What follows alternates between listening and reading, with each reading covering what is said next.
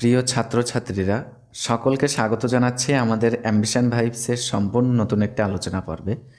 আজকে হঠাৎ করে এরকমভাবে সামনে আসার কারণ হচ্ছে, বিশেষত তোমরা যারা নেতাজি সুভাষ ওপেন ইউনিভার্সিটি থেকে এবছর পোস্ট গ্র্যাজুয়েট কোর্সে তোমরা পরীক্ষা দিয়েছিলে, তো তোমাদের কাছ থেকে কিন্তু আমরা অত্যাধিক পরিমাণে একটা বিষয়কে কেন্দ্র করে প্রচুর পরিমাণে জিজ্ঞাসা পাচ্ছি। সেটা হচ্ছে, যদি কোনো পেপার কেন্দ্রিক তোমাদের এক্সামের পর এনসি চলে আসে রেজাল্টে, তার মানে তোমরা যদি ফেল করো কোনো পেপারে, তাহলে ওই পেপারটাতে তোমাদের পুনরায় অ্যাসাইনমেন্ট পরীক্ষা দিতে হবে কিনা।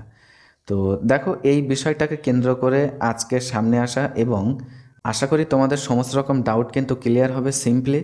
তো বরাবরই তোমাদেরকে মূল আলোচনা পর্বে নিয়ে যাওয়ার আগে যেটা আমরা বলে থাকি, যদি এরকম ধরনের এডুকেশন রিলেটেড, বিশেষ করে এনএসওইউ রিলেটেড বিভিন্ন আপডেট ইনফরমেশনসের উপরে সিম্পল এক্সপ্লেনেশন পাওয়ার প্রয়োজন মনে করো, তাহলে অবশ্যই তোমরা কিন্তু আমাদের অ্যাম্বিশন ভাইবসে জুড়ে থাকতে পারো। তো চলো আমরা মূল আলোচনা পর্বে ফিরে আসি।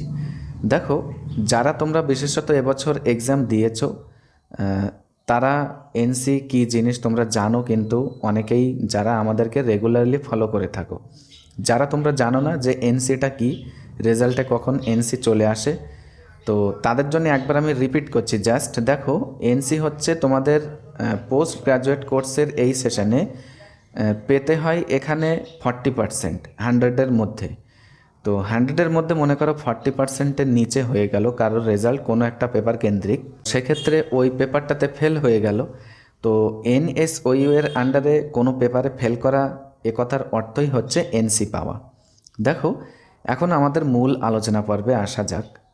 যারা তোমরা এই নিয়ে খুব উদ্বিগ্ন আছো বা চিন্তিত আছো যে যদি তোমরা এনসি পেয়ে যাও কোনো সাবজেক্টে বা কোনো পেপারে, তাহলে ওই পেপারটাতে তোমাদের পুনরায় আবার অ্যাসাইনমেন্ট পরীক্ষা দেওয়া লাগবে কিনা। দেখো, এখানে প্রথমত তোমাদেরকে বলবো, অ্যাসাইনমেন্ট পরীক্ষা যারা উইদাউট এনি ইস্যু তোমরা যারা কমপ্লিটেড করতে পেরেছো, তার মানে যাদের অটোমেটিক্যালি সাবমিশন হয়ে যায়নি, তারপর মনে করো কোনো ইন্টারনেট ইস্যু ছাড়াই পুনরায় দেখা যাচ্ছে পেজ থেকে লগ আউট হয়ে গিয়েছে অটোমেটিক্যালি, পরবর্তীতে আবার লগ ইন করতে যেয়ে তাদের আর লগ ইন হয়নি এক কথায়।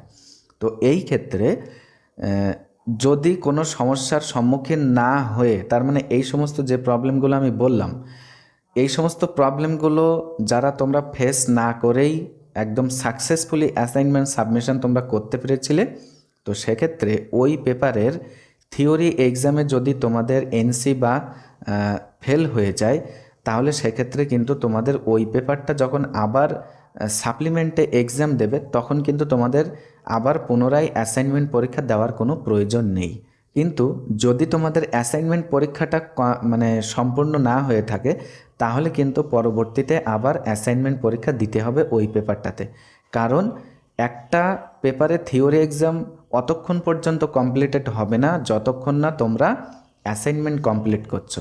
তো আশা করি তোমরা বুঝতে পারলে তোমাদের যে জিজ্ঞাসা ছিল বা চিন্তিত ছিলে তোমরা যে বিষয়টাকে কেন্দ্র করে। তো এর পরেও যদি কোনো ধরনের কোনো জিজ্ঞাসা তোমাদের থেকে থাকে, অবশ্যই তোমরা আমাদের এই আলোচনা পর্বের ডেসক্রিপশন বক্সে আমাদের যে অফিসিয়াল হোয়াটসঅ্যাপ, তার লিঙ্কটা কিন্তু প্রদান করা আছে। সেখান থেকে তোমরা কিন্তু সরাসরি লিঙ্কে ভিজিট করে আমাদের কাছে তোমাদের কোয়েরিগুলো পাঠিয়ে দিতে পারো। তো এতক্ষণ সাথে থাকার জন্য প্রত্যেককেই অসংখ্য ধন্যবাদ।